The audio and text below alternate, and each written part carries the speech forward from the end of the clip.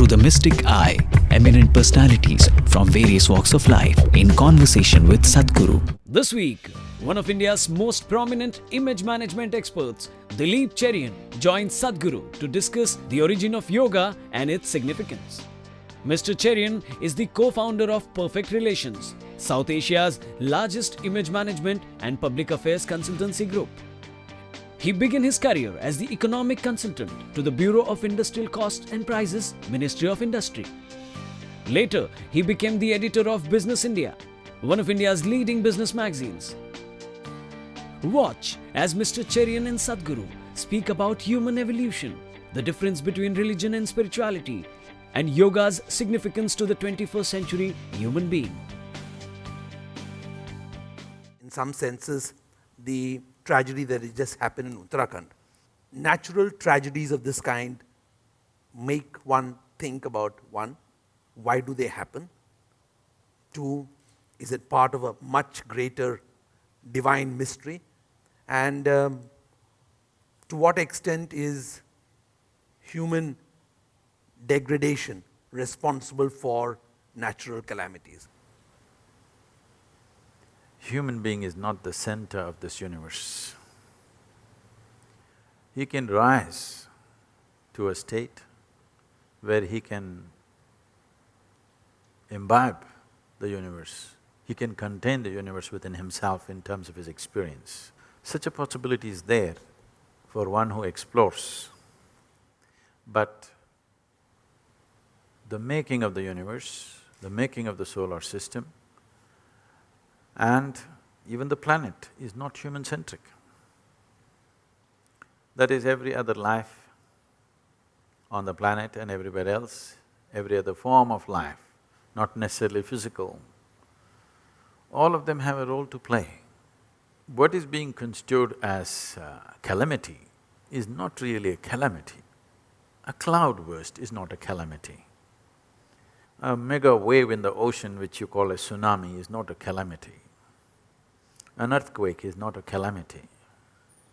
Mother Earth just stretches herself a little bit, 100,000 people die, and we think it's a calamity. Right now, if wind blows hard, the mosquito population here in the garden thinks it's a calamity because all their relatives got blown away. Understand? So our state is not any different. So there is no such thing as natural calamity because everything has a certain lifespan. Whether it's an individual human being or the planet or the solar system or the universe has a lifespan, maybe not comparable to our lifespan, so we think it's eternal, but it all has a lifespan, so it is going through a certain cyclical process.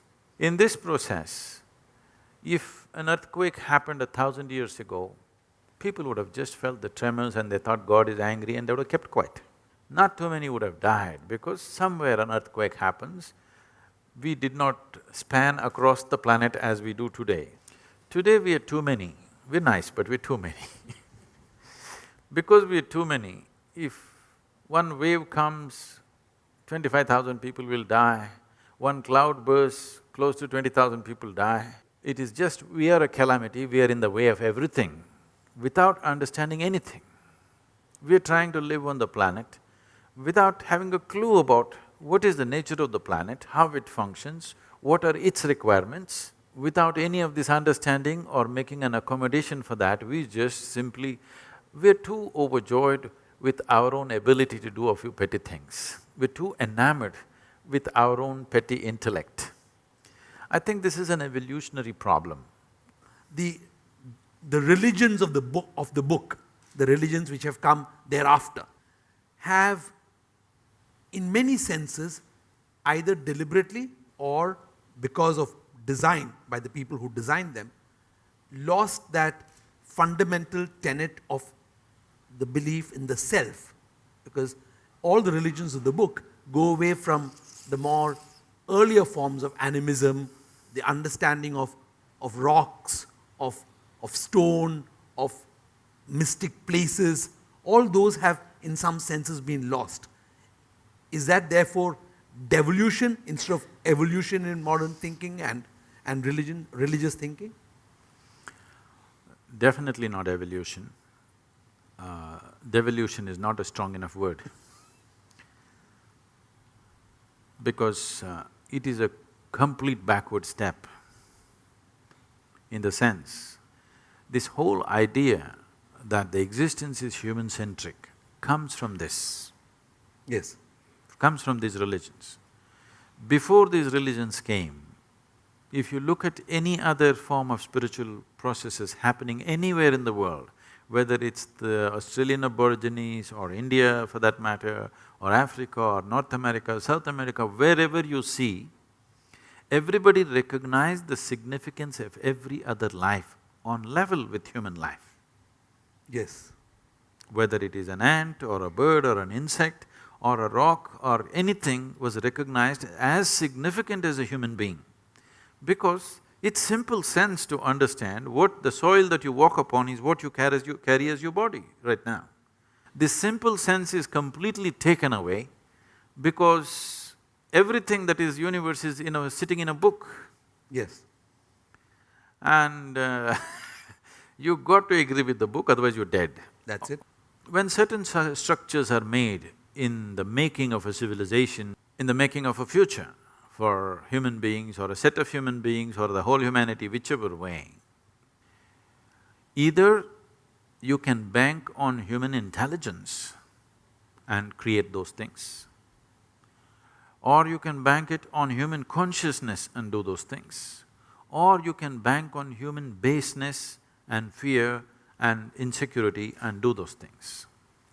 Unfortunately, most religions have chosen to address the baseness and fear in the human being rather than his all-inclusive consciousness or even his intellect for that matter. So, the prayers in India were never asking, there was no such thing as prayer actually. Invocations and methods of worship, scientific methods of doing things and invocations. So the only prayer was, let me be destroyed the way I am, so that the bigger possibility manifests within me. You just look at it today, 99% of the prayers are just this, give me that, save me, protect me. Does it look like survival or does it look like spiritual process or religion to you? Just survival. You're routing your survival through heaven. It's a very inefficient way of doing it. But every religion has succumbed to this. Half the pujas, half the stones people wear, half the processes they conduct in temples are all fundamentally part of an ask. An ask is the cornerstone of religion's survival because you ask, you give. I want you to look at this can become a major study. If you walk into any ancient temple, you will see none of the processes are about asking. There's no room to ask.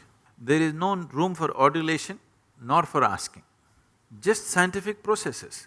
One thing that you must see, Dilip, is there is something called as Saptarishi Puja in Kashi. This happened when Adi Yogi gave this knowledge to the Saptarishis. It went on for a very long time. Then he told them to go across the world and spread it. See, when Saptarishis were leaving Adi Yogi, having been with him, having shared this phenomenal science, having experienced it, they were not very eager to leave him and go. So they said, if we go away, how do we again see you? You're sending us off, that we will never come back. How do we do? Then he told them, you do this, I am with you. Okay. So he taught them Saptarishi Puja. Okay. It's today called Saptarishi Puja, I don't know what he called it.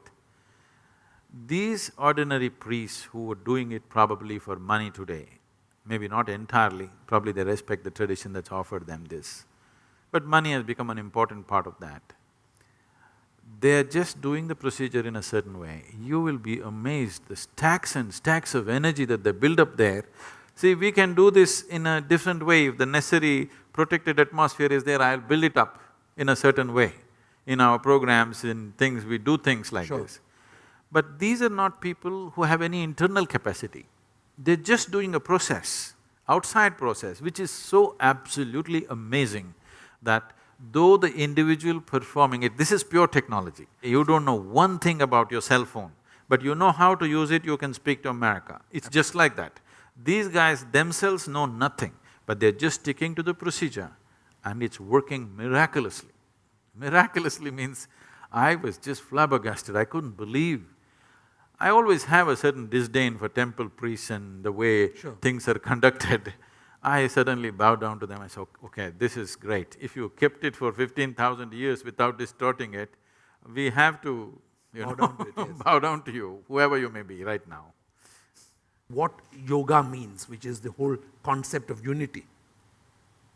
Unfortunately, both in India and elsewhere, even this concept is getting diluted, is you will say, and I'm hesitant to use distorted. Is distorted, and distorted to an extent where it is almost unrecognizable.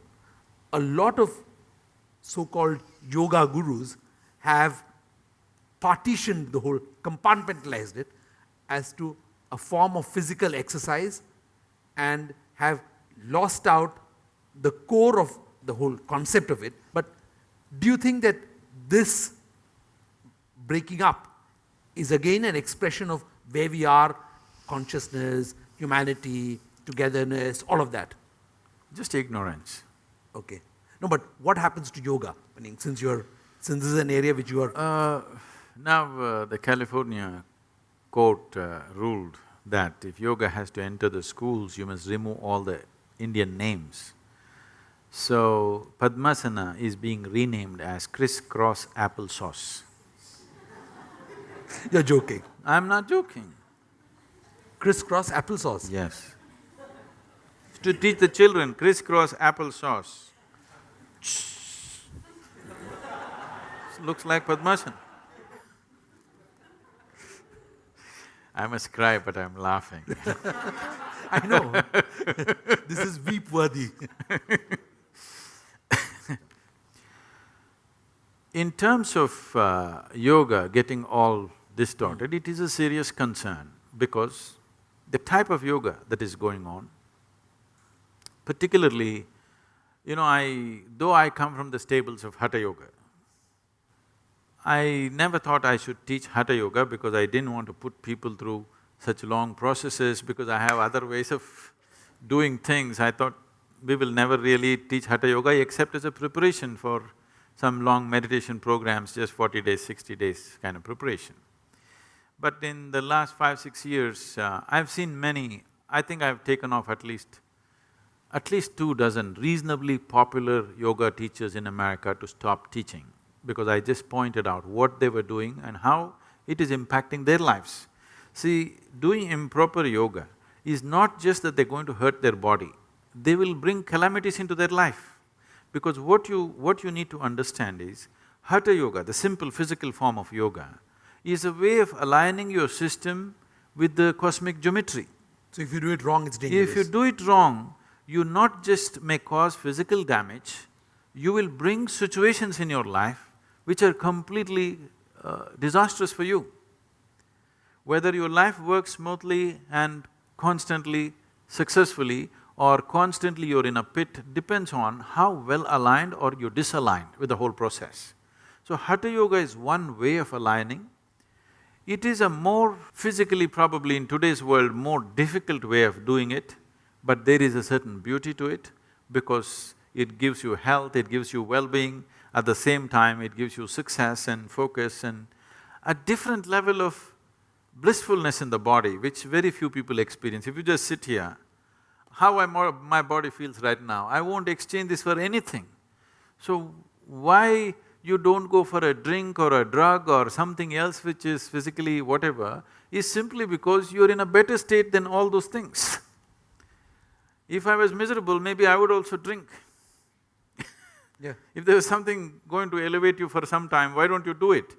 But when everything is so fantastic, why do you want to mess it up with something? That's a question, it's not a moral decision. It is just a question of… Physical need. No. If you're living in a better place, why do you want to come down to a more gross and, basic kind of thing? So when you're able to manage your own chemistry the way you want it, why would you want to throw chemicals into the system? It's as simple as that. So when I saw these yogic systems which are growing and becoming popular in America, I wouldn't like to name people and whatever, because for many reasons. For example, these days it's become a fad for people to do yoga in 42 degrees centigrade temperature. The classical yoga always prescribes, if you do any yogic process, you must either do it before 8:30 or 9 in the morning or after 4:30 in the evening, because you must do it in the cooler hours. When you do any yogic practice, particularly Hatha Yoga, you will develop an enormous amount of Ushna. Ushna is not to be understood as temperature alone. It causes temperature, but it is not temperature by itself. The whole Ayurvedic system functions on Ushna, Shita and Pitta. Absolutely. So Ushna is one aspect, because the yogi always wants to keep his Ushna slightly above the normal. He wants to be hot, because for various reasons, if your body… Because the yogi's main concern is his perception, that he wants his perception to be unhindered. So anything that comes in its way, he wants it to be burnt out in the system. He doesn't want any excess mucus in the system, he does not want any excess fluids in the system, he wants to keep it slightly hotter than what is normal. So when you practice Hatha Yoga, the whole system is created to generate that Ushna. So always you must do it in the cooler hours, otherwise it'll go and cause cellular damage. So now they're doing yoga at 42 degrees centigrade. When I saw this is insanity. If you allow these things to happen for a period of time, one day medical research will come and show you how doing yoga destroys your system. It's not far away. Already some articles in New York Times have come and they've been circulated all over, how yoga is damaging to the system. If you allow this kind of yoga to flourish, that will be the conclusion in another 5 to 10 years, and immediately everybody will drop it. Right now it's rising without any papacy anywhere, simply by its sheer efficacy, it's just rising all over the world. You will kill that. So that's the reason I decided we must train Hatha Yoga teachers in classical Hatha Yoga. 21 weeks, a dedicated, focused time. They've never been through any training in their life like this. They think being a yoga teacher means dressing up in a certain way and, using a few Indian words. This makes them into… And producing a video. Yeah. So now we're really putting them through works, 21 weeks. And this will produce definitely more stable teachers who will take yoga in its right format, so that tomorrow if somebody is doing yoga, any kind of scientific study you conduct on them should be an absolute thumbs up, for sure, on all levels, physically, psychologically, emotionally, and in ways that they don't understand.